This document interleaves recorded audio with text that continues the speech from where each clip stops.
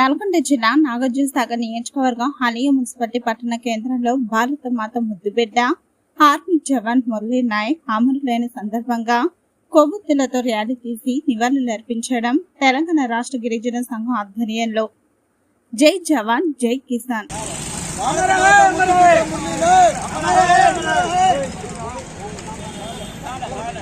భారత మాత ముద్దుబిడ్డ మురళీ నాయక్